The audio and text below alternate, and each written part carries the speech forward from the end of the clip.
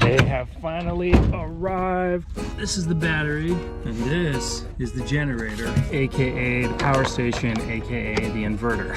Solar, 7 watts, 92, 122, it's raising. And I also got Starlink internet for the cabin, so I'm going to set that up as well. So I get to test out my generator and test out the Starlink and see how good of internet I can get up here with this new setup.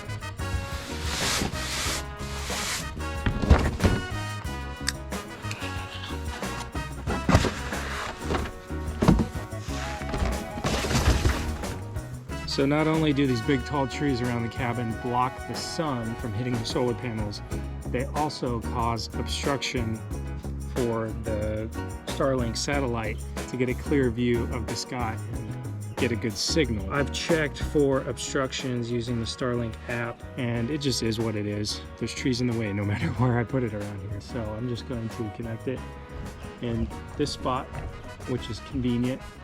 Clear view of the sky, as clear as it's going to get, and test it out.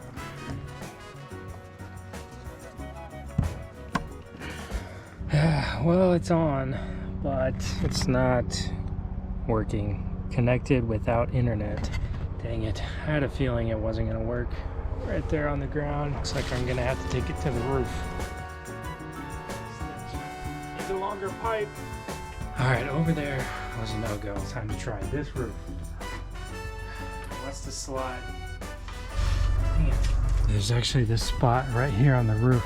Tuck that in there and it'll stay without screwing it in. Maybe a better view of the sky here, and we're above the buildings. I don't know, let's see. I cannot get Starlink internet to work no matter where I put it. I moved it to that part of the roof over there, a couple spots on that roof. Now it's starting to rain. Ah, man. There's a clear view of the sky down here by the lake. So I'm gonna take my Starlink equipment and my generator down to the docks, power it up, and see if it will work down here with a clear view of the sky.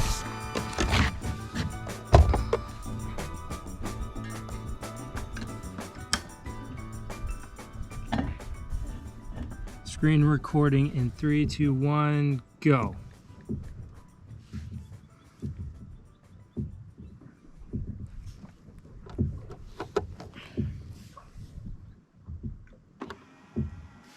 There we go.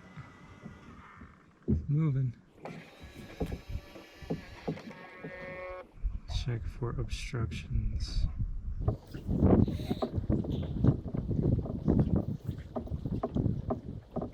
Processing.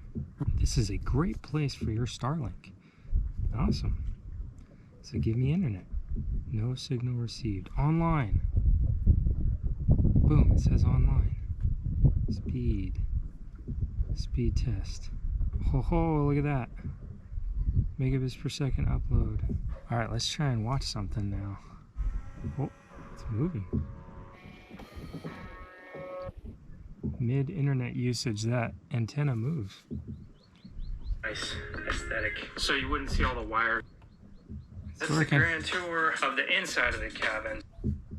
It's working. Let's browse the web real quick. Let's go to the Adventure Agent's website. This is awesome. Explore. At the Adventure Agent HQ, and now I'm meeting Agent Dark in real life. Looks like it's working great. Awesome.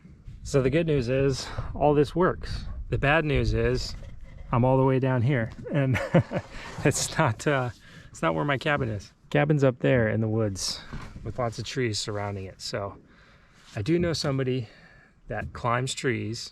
Difficult part is figuring out a mount that will screw into the tree and getting a pole that's long enough to get away from the tree to get a clear view of the sky. I gotta figure all that out. On the next episode of Diego Tries Hard, we'll figure out how to get the satellite in the top of the tree. Always something. There's always something.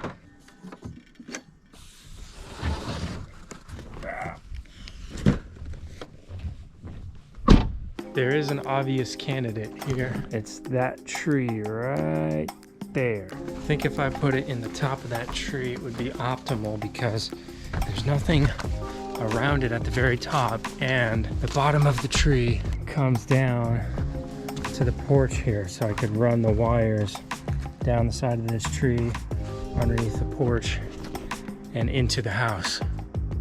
I think it's doable. Clear view of the sky from the top of that tree right there.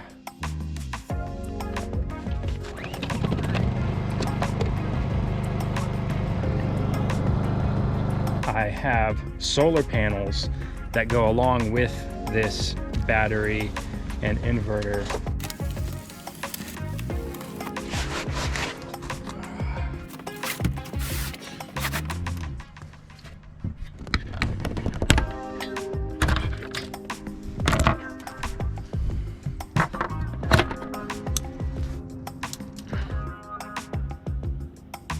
Alright, so all those connections are made back there, runs through here to here, plugs in here. So we're at 71% right now as soon as I turn it on. This is solar, 2 watts, 7 watts, 92, 122, it's raising. Nice. The sun is always moving. Estimated charge, yeah. It's gonna take 76 hours to fully charge because the sun isn't directly hitting those right now. So I'll probably just have to resort to taking that battery home with me when I'm not here and charging it while I'm on the grid. So this is how the electricity at the cabin works. There are wires throughout. This wire comes from upstairs. This one comes from one corner of the cabin. This one right here comes from another. They all go to this wire right here, which goes to a plug. Every light, every outlet in the cabin, when this gets plugged into a power source, all of those things have electricity to them, so you can use them. So if you want electricity at the cabin, you need something to plug this into. I have this generator. This is a gas-powered generator. If I crank it up and plug that in, I will have power throughout the cabin. Now that's great, but there's a couple downsides to that. This is a community of cabins, so I have a neighbor there, a couple over there.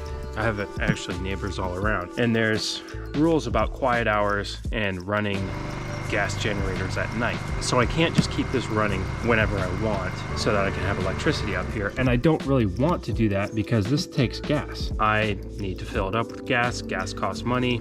Things like this don't just last forever. You have to maintain them. You have to change the oil. So what is the alternative to this? Well, before I picked up this new generator, what I used as an alternative to the gas generator is this. This is just your classic battery with a positive terminal and a negative terminal. So what I would do is use a tiny little inverter here, connect that to the positive, that to the negative, you turn it on. This inverter is not powerful enough for me to plug that in there. This setup will not power all of the outlets and all the lights in there. It's just not powerful enough. So it's not a good alternative to the gas generator. But I can put this right next to my bed and I can plug in my cell phone, charge my cell phone. I can actually plug in my laptop and charge my laptop. I can do a few things, but not a lot of things. This generator now provides me an alternative to the gas and to this battery. This is powerful enough for me to plug the whole cabin directly into this generator and power everything. It does have limited life, but it's powerful enough. I do have to be careful about what I plug in. I can't just plug everything in and switch everything on.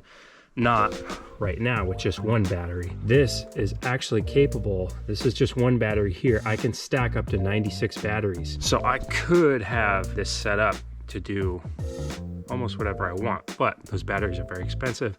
I'm not gonna go out and buy 96 of them.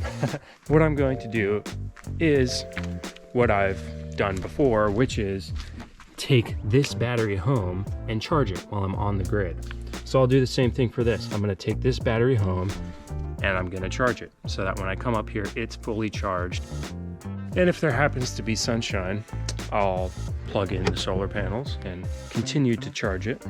But if not, that battery is enough to do what I want. When I'm up here, I'm not inside using electronics all the time. It's just at night I want to use the internet to do whatever, answer some emails, maybe watch a show, stuff like that. I'm happy with the way the electricity setup is working up here at the cabin. Internet is a different story.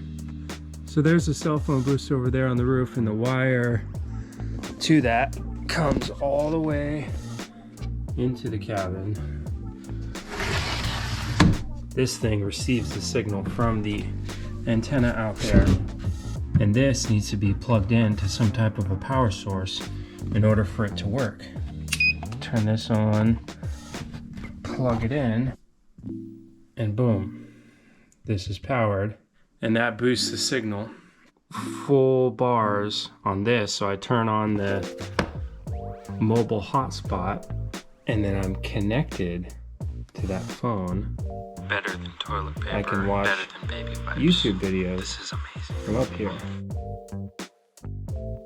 So that's how the internet works up here right now, which is great.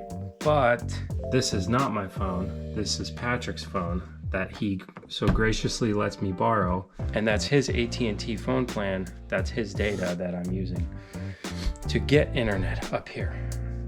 So I want to be able to be self-reliant and have my own setup, which I thought the Starlink was going to provide for me, but it doesn't. On the next episode of Diego Tries Hard, we'll figure out how to get the satellite in the top of the tree.